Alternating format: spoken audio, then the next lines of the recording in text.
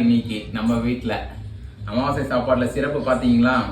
எங்க அப்பாவுக்கு பிடிச்ச முருங்கைக்காய் போட்ட சாம்பார், அப்பளம், மசால் வடை அண்ட் ரொம்ப ஃபேவரட் அவருக்கு கருணக்கிழங்கு ஃப்ரை அண்ட் இது பார்த்தீங்கன்னா புடலங்காய் உஸ்லி ரொம்ப சிறப்பாக இருக்கணும்னு சொல்லிட்டு தியாவுக்கு பிடிக்காது, அதனால பாயாசம் சேமியா இது சாப்பிடணும்.